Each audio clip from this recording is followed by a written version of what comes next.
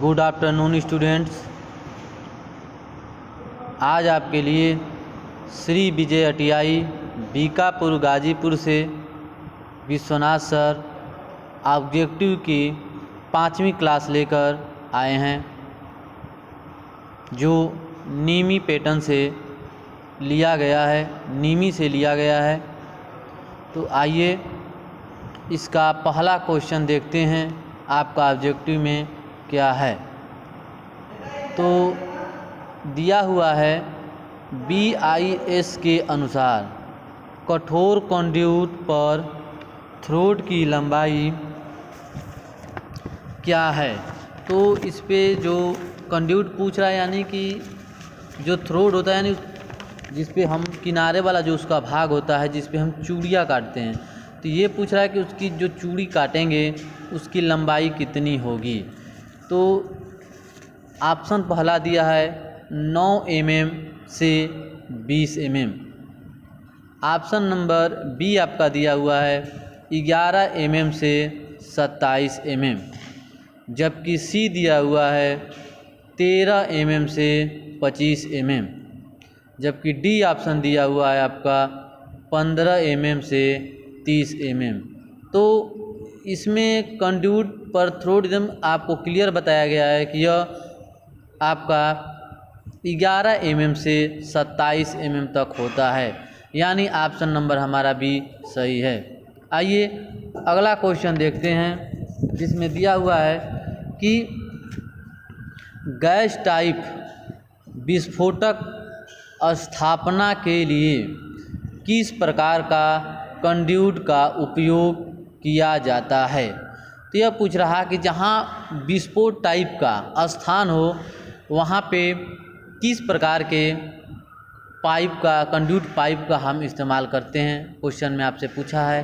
तो option number A है flexible conduit, यानी कि लचीले कंड्यूट, जबकि बी वाला ऑप्शन है कठोर इस्पात कंड्यूट, सी वाला ऑप्शन है कठोर अधात्विक कंड्यूट, जबकि डी वाला है लचीले अधात्विक कंड्यूट। तो देखिए, जो लचीले कंड्यूट की बात कर रहा है, इसका इस्तेमाल हम गैस टाइप के विस्फोट स्थान पे नहीं करते हैं, इसका इस्तेमाल हम शुष्क स्थानों पे करते हैं, न कि विस्फोट वाले स्थान पे। तो यानी कि लचीला वाला जो भी ऑप्शन ए और डी दिया है वो आपका क्या है, गलत है। अब आते हैं बी और सी में, देखते हैं। तो बी में आपको दिया है कठोर इस्पात कंड्यूट, और सी में दिया हुआ है आपका कठोर अधात्विक कंड्यूट। तो अधात्विक कंड्यूट नहीं हो सकता, ऑप्शन नंबर इस प्रकार से सी भी गलत है, जबकि बी आपका दिया हुआ है कठोर इस्पात कंड्यूट, यानी कि ऑप्शन बी ही सही है। आइए अगला क्वेश्चन देखते हैं, जिसमें आपको दिया है सर्किट ब्रेकर का कार्य क्या है। तो सर्किट ब्रेकर का कार्य यह होता है कि भार या निष्भार अवस्था में सर्किट को ऑन ऑफ करना, और ये भी है कि और असामान्य स्थिति जब हो तो परिपथ को क्या करें, काट दें। सर्किट ब्रेकर का यही कार्य होता है।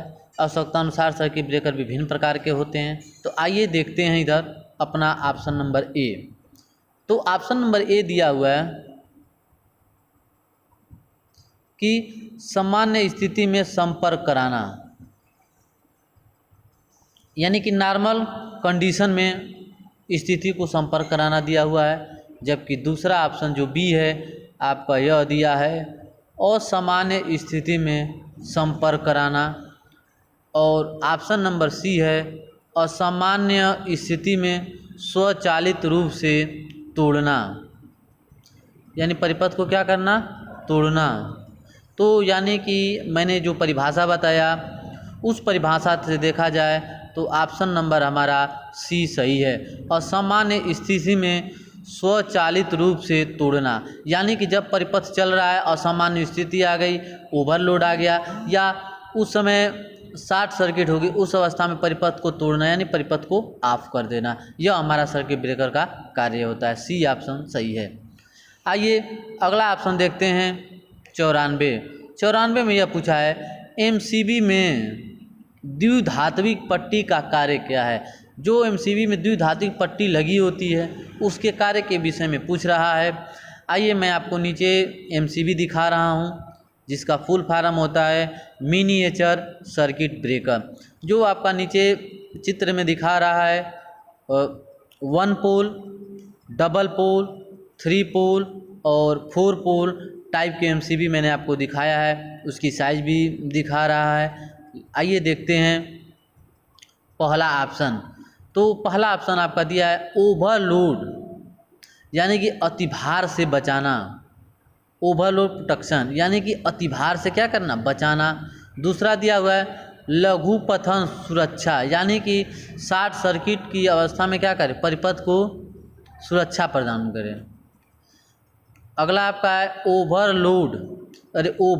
ओवर वोल्टेज, यानी कि अधिक वोल्टेज से सुरक्षा प्रदान करना। और आपका डी वाला है अर्थ रिसाव सुरक्षा, अर्थ रिसाव से क्या करना, सुरक्षा कराना। तो आइए इसमें देखते हैं। तो हमारा एमसीबी का क्या कार्य होता है, यही होता है ना कि जैसे ही ओवरलोड हो तैसे ही हमारे परिपथ को क्या करें, और वो जो धात्विक पट्टी होती है वो क्या होती है, अतिभार से वो क्या करती है, बचाती है। यानी कि ऑप्शन नंबर ए हमारा क्या है, सही है, अतिभार से बचाना। आइए देखते हैं अगला क्वेश्चन 95।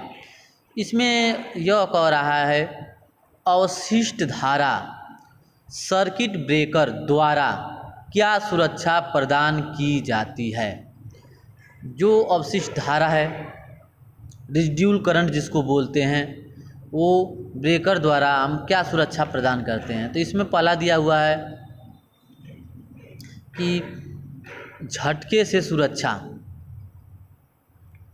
झटके से सुरक्षा। और आपका बी दिया हुआ है अतिभार से सुरक्षा, प्रोटेक्शन फ्रॉम द ओवरलोड, यानी कि अतिभार से सुरक्षा। जबकि आपका सी वाला ऑप्शन दिया है लघुपथन सुरक्षा, यानी कि शॉर्ट सर्किट की अवस्था में क्या करना, सुरक्षा प्रदान करना। और अगला आपका है डी लीकेज धारा से सुरक्षा प्रदान करना। तो देखिए आपका होता क्या है, ये जो अवशिष्ट धारा सर्किट ब्रेकर है ये हमें क्या करता है कि झटके से सुरक्षा करता है। जैसे ही हमें अचानक हमारे अंदर करंट जाता है ऑटोमेटिक क्या करता है, ट्रिप कर जाता है। क्या करता है, ट्रिप कर जाता है, जिससे कि हमको शॉर्ट लगने से क्या होता है, सुरक्षा प्रदान होता है। यानी कि ऑप्शन नंबर ए हमारा क्या है, सही है। आइए देखते हैं अगला क्वेश्चन। तो हमारा जो अगला क्वेश्चन है इसमें यह पूछ रहा है कि अस्थायी प्रतिष्ठापन के लिए कौन सी वायरिंग उपयुक्त है। अस्थायी का मतलब कि जैसे कि आपका मेला हुआ, प्रदर्शनी हुआ, शादी भी हुआ, जहाँ पे कि वायरिंग की जाती हो और उसके बाद कुछ दिन तक रहे, यानी अस्थायी रहे, उसके बाद उसको क्या किया जाए, समाप्त कर दिया जाए, उसे अस्थायी वायरिंग बोलते हैं। जैसे कि मैंने उदाहरण दिया मेले की वायरिंग, सर्कस की वायरिंग इत्यादि होती है। तो आइए देखते हैं क्लीट वायरिंग। तो क्लीट वायरिंग वह वायरिंग है जो क्लीट के माध्यम से की जाती है। जो इसका क्लिप होता है वह 1 वे क्लिप, 2 वे क्लिप, यानी कि जय वायर उसके अंदर जाते हैं तो वायर के रूप में यह हमारी क्लीट वायरिंग होती है। तो उसके अनुसार हम क्लीट को लेते हैं। यह वायरिंग अस्थायी के रूप में जानी जाती है। आइए देखते हैं option number B concealed wiring. तो कंसील्ड वायरिंग वह वायरिंग जो मकान के समय बनते हुए मकान के अंदर की जाती है उसे हम कंसील्ड वायरिंग कहते हैं। यह वायरिंग जो होती है अस्थायी वायरिंग होती है, यानी कि वह वायरिंग अस्थायी वायरिंग होती है। आइए देखते हैं अगला ऑप्शन सी पीवीसी, यानी कि polyvinyl chloride conduit wiring, PVC conduit तारों। तो ऑप्शन नंबर ए भी हमारा क्या है, ये भी गलत है। आइए देखते हैं मेटल, यानी कि धातु कंड्यूट वायरिंग। तो जो हमारा धातु कंड्यूट वायरिंग होता है ये भी हमारा क्या है, गलत है। यानी कि ये धातु कंडक्ट वायरिंग भी अस्थायी वायरिंग की जाती है इसका। तो यह हमारा क्लियर हो गया कि ऑप्शन नंबर ए हमारा क्या है, सही है, जो क्लीट वायरिंग है। आइए आपको चित्र में दिखाते हैं। देखिए यही क्लीट है। देखिए यहाँ पे 60 सेंटीमीटर की दूरी पे देखिए हमारा यह क्लीट वायरिंग दिखाया गया है जो लगा हुआ है। तो देखते हैं क्लीट वायरिंग। आइए अगला क्वेश्चन देखते हैं। वायरिंग के लूपिंग सिस्टम में फेज कंडक्टर को कहाँ लगाया जाता है। यह क्वेश्चन पूछा है कि जब लूपिंग सिस्टम हम वायरिंग कर रहे हैं तो फेज कंडक्टर को कहाँ लगाएंगे। तो पहला दिया है स्विच बॉक्स में। तो अगला देखते हैं जंक्शन बॉक्स। और सी वाला ऑप्शन है आपका वितरण बॉक्स यानी कि डिस्ट्रीब्यूशन बॉक्स। जबकि अगला आपका है डी सॉकेट कनेक्शन। तो जो आपका सॉकेट कनेक्शन है ऑप्शन नंबर डी सही है। आइए अगला क्वेश्चन देखते हैं। दिया हुआ है आपका कितने लिंक क्लिप BIS नियमों के अनुसार कार्डबोर्ड बॉक्स में पैक किए जाते हैं। तो जो ये कार्ड आपको बताए होंगे, कार्डबोर्ड जो बॉक्स आता है उसमें जो क्लिप पैक किए जाते हैं वो कितने होते हैं। तो उनकी संख्या जो होती है 100 पीस होती है। तो आइए ऑप्शन में देखते हैं। पहला दिया 50 से 50 क्लिप, यानी कि एक जो हमारा कार्ड बॉक्स होगा उसमें 50 क्लिप होंगे। दूसरा दिया हुआ है आपका 75 क्लिप। तो 75 यानी कि एक कार्ड बॉक्स में 75 क्लिप होंगे। सी वाला दिया है 100 क्लिप, जबकि डी वाला दिया है आपका 150 क्लिप। यानी कि ऑप्शन नंबर हमारा सी सही है, जिसमें आपको कहा गया है 100 क्लिप, यानी कि एक कार्ड बॉक्स में 100 क्लिप को पैक किया जाता है। आइए अगला ऑप्शन देखते हैं। दिया हुआ एक चित्र बना दिया है और उसमें पूछ रहा है कि वायरिंग सर्किट का अनुप्रयोग, जिसमें पूछ रहा है कि वायरिंग सर्किट का अनुप्रयोग क्या है, यानी कि ये सर्किट है इसका अनुप्रयोग किया है।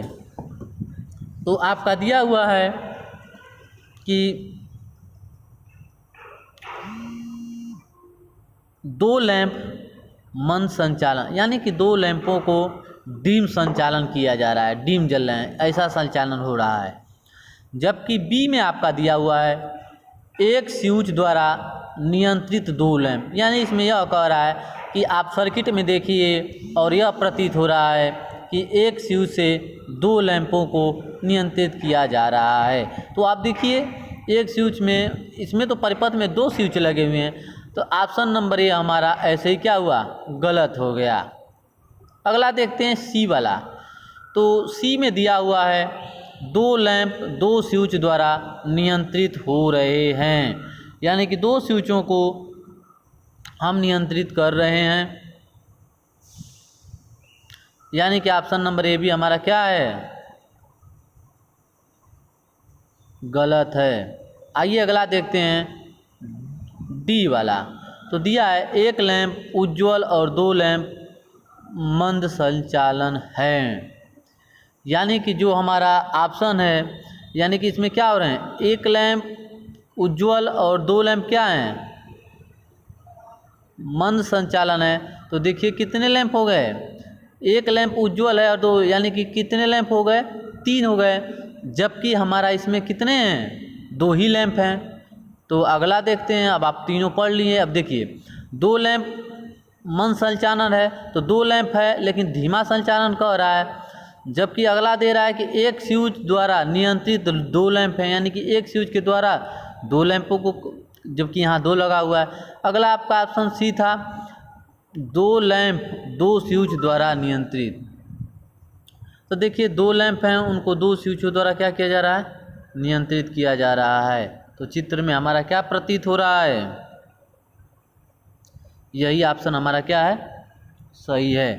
आइए अगला देखते हैं क्वेश्चन नंबर 100। इसमें आपका दिया हुआ है होम थिएटर वायरिंग को पावर वायरिंग के साथ नहीं चलाने का क्या कारण है। 100 नंबर में आपका यही दे रहा है। तो आइए इसका देखते हैं। पहला दिया हुआ है, तो आइए थोड़ा इसके विषय में परिभाषा इसकी जान लेते हैं। उसके बाद ऑब्जेक्टिव जो आपका क्वेश्चन ABCD दिया हुआ है उसको हल करें। तो देखिए, होम थिएटर को हमेशा केबल से दूर विद्युत लाइनों को समीप या उससे दूरी समांतर क्रम में नहीं ले जाना चाहिए। यानी कि पावर वायरिंग के साथ समांतर वायरिंग में नहीं ले जाना चाहिए, और न उसके चारों ओर इससे आप न उसके चारों ओर तार को घुमाना चाहिए। इससे होता क्या है आपका कि जो ऑडियो तथा वीडियो सिस्टम जो होता है उसका व्यक्तिकरण यानी कि हस्तक्षेप होने लगता है। यही कारण है कि होम थिएटर की जो वायरिंग है उसको हम पावर वायरिंग के समीप नहीं करते। मात्र यही कारण है कि जो हमारे ऑडियो वीडियो होते हैं उसमें क्या होता है, व्यक्तिकरण होने लगता है, यानी कि हस्तक्षेप होने लगता है। इसी कारण से हम नहीं करते हैं। आइए देखते हैं ऑप्शन ए हमारा है होम थिएटर वायरिंग में लीकेज करंट से बचाना। पहला यह कह रहा है कि इसलिए नहीं करते हैं कि जो हमारा लीकेज करंट है उसे क्या करें, बचा रहे। Option number B, home theatre wiring में लीकेज करंट से बचाना, ये हो गया है। ऑप्शन नंबर आपका बी देखते हैं, होम थिएटर वायरिंग में नियंत्रण तापमान, यानी कि इसका कहने का मतलब इसलिए नहीं करते हैं उसके पास ताकि हमारा नियंत्रण तापमान क्या हो, बना रहे। अगला आपका डी है और सी। तो सी है ऑडियो वीडियो सिस्टम में विद्युत हस्तक्षेप से बचें।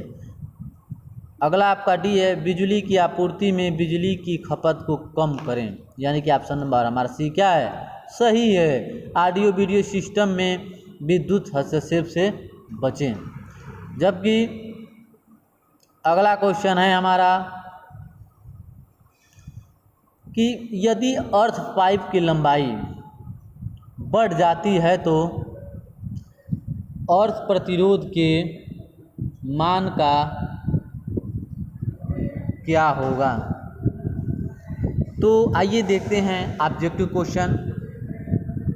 इसमें दिया हुआ कि समान रहेंगे, यानी कि अर्थ का जो पाइप है उसकी लंबाई अगर हम बढ़ा देते हैं तो प्रतिरोध में कोई फर्क नहीं पड़ेगा, यानी कि समान रहेगा। जबकि बी वाला दिया है इंक्रीजेज, यानी कि बढ़ेगी, यानी कि पाइप की अगर लंबाई हम बढ़ाते हैं तो उसका वो क्या होगा, रेजिस्टेंस भी क्या होगा, बढ़ेगा। जबकि आपका दिया हुआ है सी वाला कि नहीं भाई, पाइप की लंबाई बढ़ाते हैं तो उसका जो प्रतिरोध है क्या होगा, घटेगा। ऑप्शन नंबर सी में दिया हुआ है। जबकि आपका ऑप्शन नंबर डी है अनंत, इन्फिनाइट, यानी कि अनंत होगा। आइए ऑप्शन इनमें देखते हैं। होता क्या है कि जब अर्थ पाइप की हम लंबाई बढ़ाते हैं तो उसका होता क्या कि अंदर जब जाएगा तो उसकी नमी क्या होगी, बढ़ जाएगी। और जब नमी बढ़ेगी तो उसका रेजिस्टेंस क्या होगा, कम होगा, यानी कि रेजिस्टेंस क्या होगा, घटेगा। क्योंकि भाई गड्ढा है उसकी अगर उसकी हम लंबाई बढ़ा रहे हैं तो घटेगा, यानी कि उसका रेजिस्टेंस क्या होगा, घटेगा।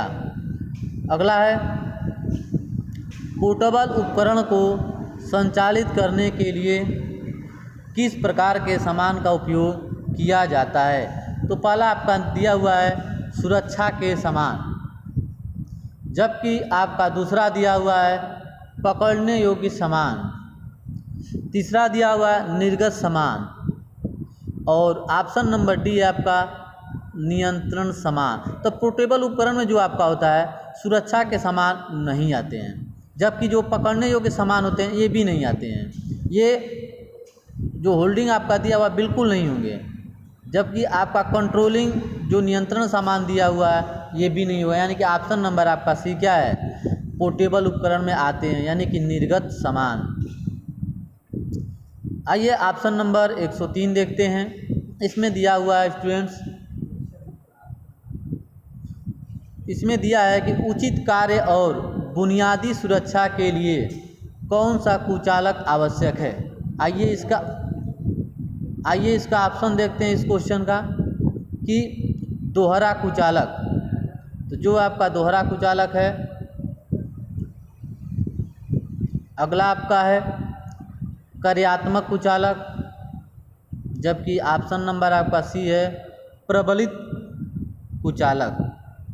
तो इसमें आपका जो प्रबलित कुचालक दिया हुआ है और लास्ट वाला आपका जो ऑप्शन है दिया हुआ है पूरक कुचालक।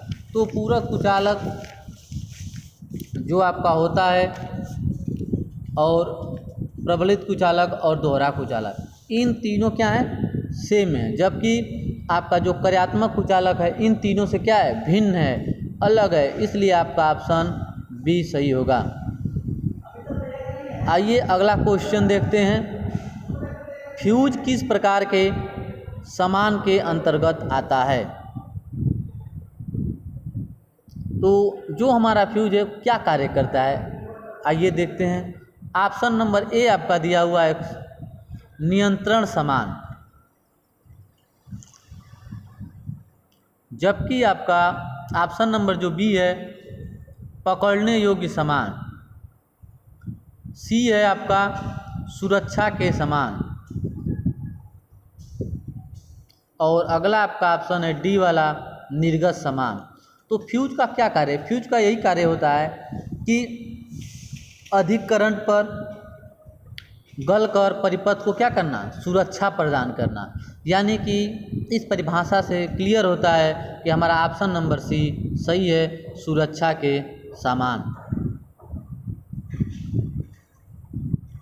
आइए अगला क्वेश्चन देखते हैं 105, जिसमें दिया हुआ है कि ईसीसी का विस्तार क्या है। तो इसमें ईसीसी का विस्तार आपसे पूछा हुआ है। तो पहला दिया है अर्थ कंडक्टर कंटिन्यूटी, जबकि आपका दूसरा दिया है अर्थ कंटिन्यूटी कंडक्टर, और अगला सी वाला दिया हुआ है अर्थ कैरिंग कंडक्टर, जबकि ऑप्शन नंबर आपका डी दिया हुआ है अर्थ कंटिन्यूटी केबल। तो इन चारों ऑप्शन में आपका बी वाला ऑप्शन सही है, अर्थ कंटिन्यूटी कंडक्टर।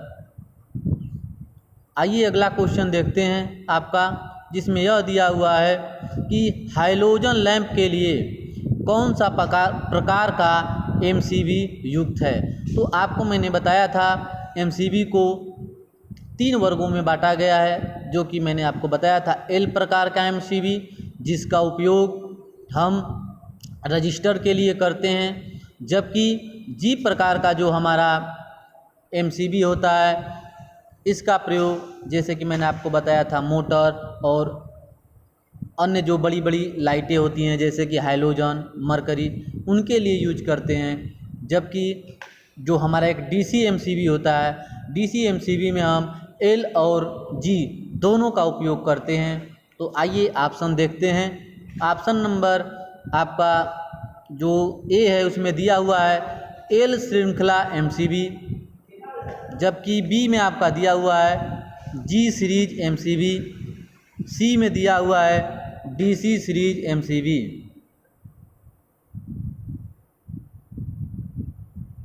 तो जो हमने परिभाषा बताया उससे यह क्लियर होता है कि हमारा ऑप्शन नंबर जी सीरीज एमसीबी सही है, जो हाइलोजन लैंप में ही आता है। तो जी एमसीबी यानी कि हाइलोजन लैंप के लिए हम जी प्रकार का जो हमारा एमसीबी है उसका उपयोग करेंगे। अगला आपका दिया हुआ है 300 वाट से ऊपर के लैंपों के लिए किस प्रकार के लैंप धारक का उपयोग किया जाता है। तो धारक का मतलब यहाँ पूछ रहा है होल्डर कि यानी कि 300 वाट से अगर ऊपर का लैंप है तो उनको किस प्रकार के हम होल्डर का उपयोग करेंगे। आइए ऑप्शन देखते हैं। एडिशन स्क्रू होल्डर, तो मैंने आपको बताया था कि एडिशन स्क्रू होल्डर का वहाँ उपयोग करते हैं 200 से 300 वाट तक का अगर हमारा लैंप है तो वहाँ पे हम एडिशन स्क्रू होल्डर का उपयोग करते हैं। जबकि हमारा गोलित जो पेंच होल्डर होता है इसका उपयोग हम 300 वाट से अधिक के लिए करते हैं, जबकि कोण होल्डर और ब्रेकर होल्डर इनका उपयोग मैंने आपको बताया था कि लकड़ियों पे करते हैं, 200 वाट तक भी इनका हम उपयोग कर सकते हैं। इसलिए हमारा ऑप्शन नंबर देखते हैं तो बी सही है, गोलित पेंच होल्डर। आइए ऑप्शन नंबर डी देखते हैं, what is the special of AWG, यानी कि AWG का विस्तार क्या है। तो पहला दिया हुआ आपका अमेरिकन वायर गेज, दूसरा आपका दिया हुआ है अमेरिकन वायर गार्ड, यानी कि 108 का जो हमारा क्वेश्चन है ये सही है, जिसमें यह कहा गया है कि यह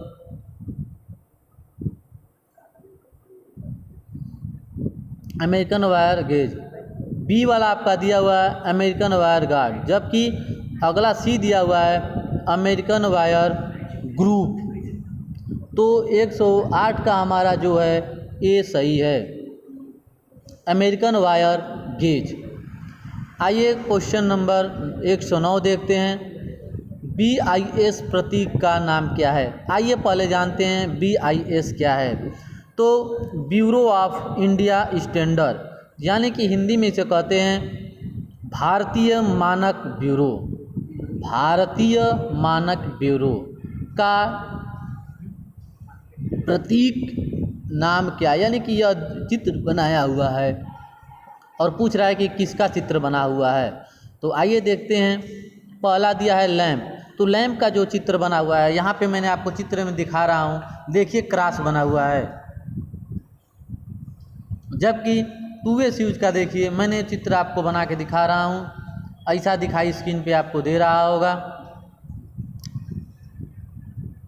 जबकि आपका मल्टी पोजीशन जो स्विच होता है इस तरीके से बना होता है, यानी कि जो हमारा पूछ रहा है वो कौन सा स्विच हुआ आपका, इंटरमीडिएट स्विच, यानी कि आपका इंटरमीडिएट स्विच हुआ, जबकि अन्य 3 ऑप्शन आप देख रहे हैं। अगला आपका है कि what is the type of diagram, आरेख का प्रकार क्या है। तो पहला दिया हुआ है वायरिंग डायग्राम आरेख, परिपथ आरेख, स्थापना आयोजन, स्थापना योजना, लेआउट आरेख। तो इसमें से ऑप्शन नंबर आपका 110 सही है, जो कि मैंने सभी का चित्र देखिए, लेआउट आपका इस प्रकार बनता है, जबकि आपका इंस्टॉलेशन प्लान जो है हमारा, यानी कि स्थापना योजना ऐसा बनता है। तो ये मैंने आपको चित्र दिखा दिया। इस प्रकार से हमारा ऑप्शन नंबर वायरिंग आरेख सही है। इस प्रकार से हमारे ऑब्जेक्टिव क्वेश्चन थे। आपका ऑब्जेक्टिव जो वायरिंग का क्वेश्चन था वो समाप्त हो गया है। अगले दिन आपको अर्थिंग का ऑब्जेक्टिव क्वेश्चन लेके हाजिर होंगे।